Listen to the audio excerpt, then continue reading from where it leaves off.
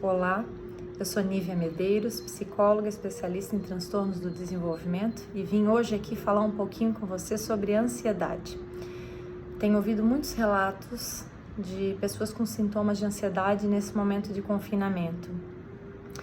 Muitos sintomas como falta de ar, irritabilidade, tristeza, medo, e talvez você seja uma dessas pessoas que está passando por isso também, né? Então, quem sabe o que eu vou te falar aqui te ajude de alguma forma, porque listar os sintomas é muito fácil, né? Hoje a internet traz isso pra gente, mas o que é muito importante é a gente ter ferramentas para lidar com esses sintomas, é a gente saber o que fazer com esses sintomas, não é mesmo?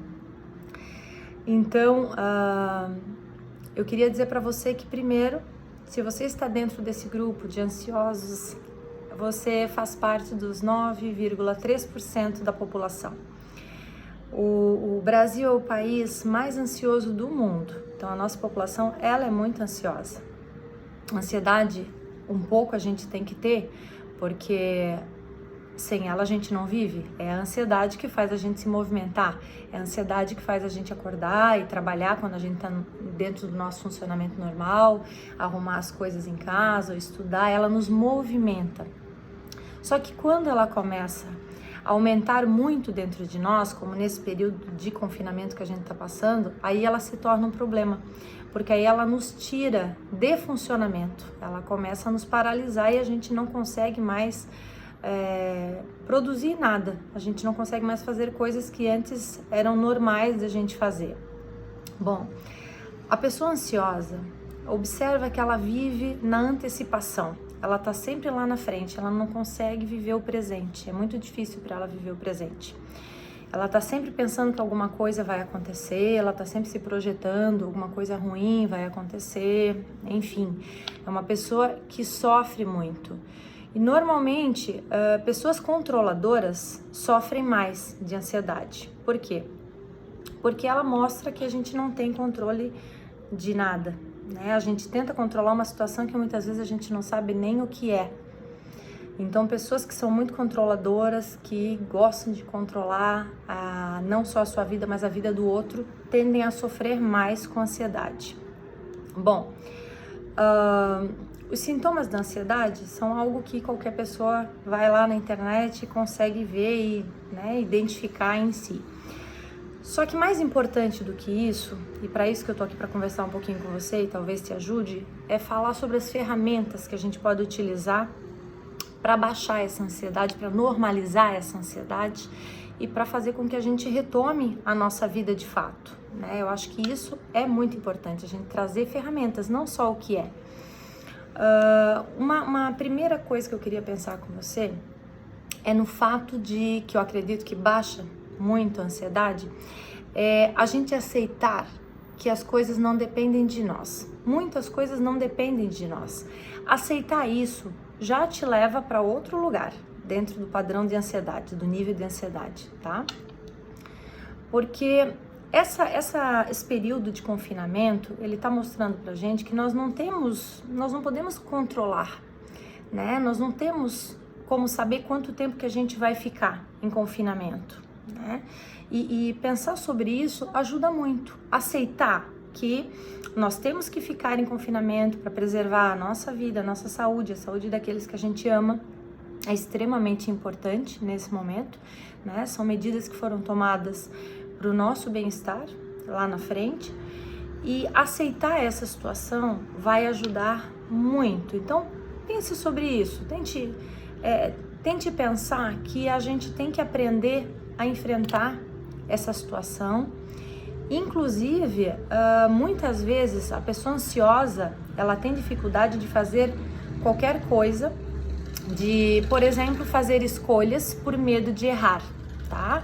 E trazer para a consciência que todos nós somos passíveis de erros, que a gente pode errar, também é uma ferramenta que ajuda a baixar a ansiedade.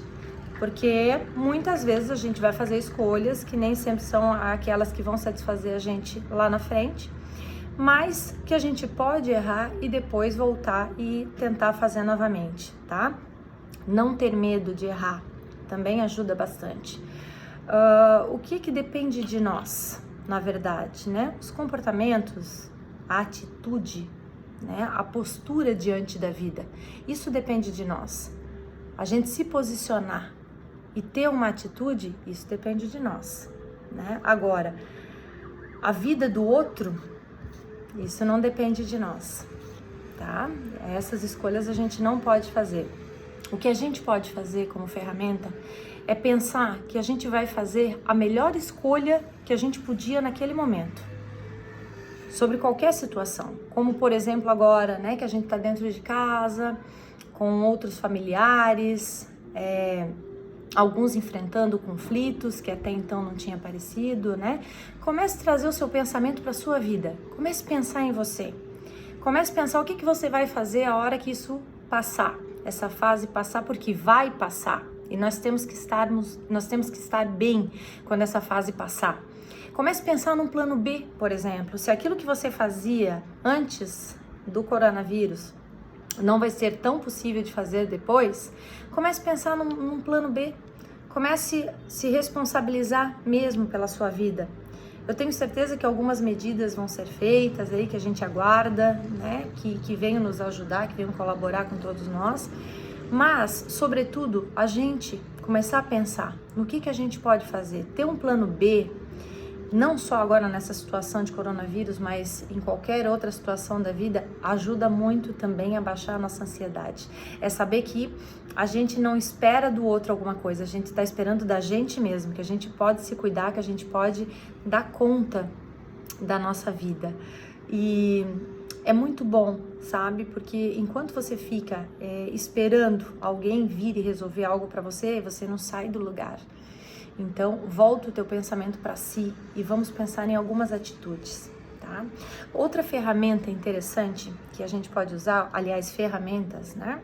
Aqui, são o yoga, a meditação. Eu falei em outro vídeo sobre isso, é algo que baixa bastante a ansiedade. Atividades físicas e ocupacionais também liberam muito essa tensão que a ansiedade nos traz. Tente pensar sobre isso, tente separar um momento aí do seu dia para fazer isso, tá? Porque a mudança é algo que ela deve ser visto como um projeto de vida. Então, tenha paciência consigo mesmo.